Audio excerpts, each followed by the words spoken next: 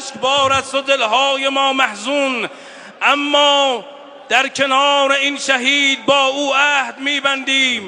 দ্বিতীয় দিনের মতো শুরু হয়েছে নিহত ইরানি প্রেসিডেন্ট ইব্রাহিম রাইসি ও তার সঙ্গীদের শেষকৃত্য অনুষ্ঠান। বুধবার সকালে ইউনিভার্সিটি অফ তেহরানে তাদের আরেক দফা জানাজা অনুষ্ঠিত হয়।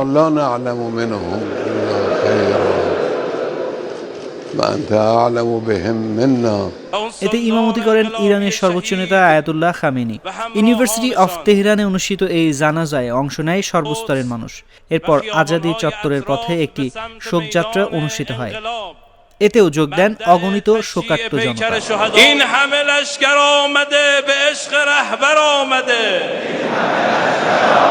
এর আগে মঙ্গলবার তাবরিজ এবং কোম শহরে নিহতদের পৃথক জানাজা অনুষ্ঠিত হয়। রাতে মরদেহগুলো নিয়ে যাওয়া হয় তেহরানের গ্র্যান্ড মুসাল্লায়।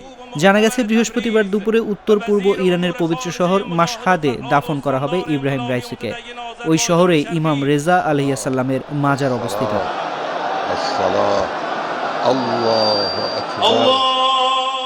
গত রোববার আজারবাইজানের সীমান্তের কাছে দুটি বাঁধ উদ্বোধন করেন প্রেসিডেন্ট রাইসি। এরপর হেলিকপ্টারে চড়ে ইরানের উত্তর পশ্চিমের তাবরিজ শহরের দিকে যাচ্ছিলেন তিনি ও তার সহযাত্রীরা। পথিমধ্যে পাহাড়ি এলাকায় দুর্ঘটনার কবলে পড়ে তাদের বহনকারী হেলিকপ্টারটি। সোমবার সকালে পূর্ব আজারবাইজান প্রদেশের পাহাড়ি ও তুষারাবৃত এলাকায় ইরানি প্রেসিডেন্টকে বহনকারী হেলিকপ্টারের ধ্বংসাবশেষ খুঁজে পায় অনুসন্ধানী দল। দেশটির রাষ্ট্রীয় টেলিভিশনে জানানো হয়, সেখানে প্রাণের কোনো চিহ্ন নেই, পুরো হেলিকপ্টার ভস্মীভূত হয়ে গেছে।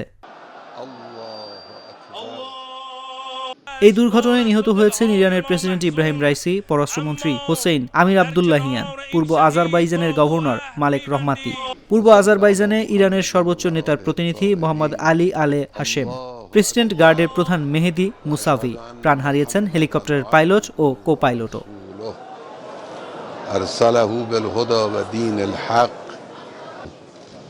الله أكبر اللهم صل على محمد وآل محمد قاضي الحاجات إنك على كل شيء قدير الله أكبر اللهم إنا لا نعلم منهم إلا خيرا وأنت أعلم بهم منا. استاندار انقلابی شهید و همراهانشان قدس و خیابان‌های اطراف به سمت میدان انقلاب مبدأ تشییع پیکر شهدای خدمت. این همه لشکر آمده به عشق رهبر آمده.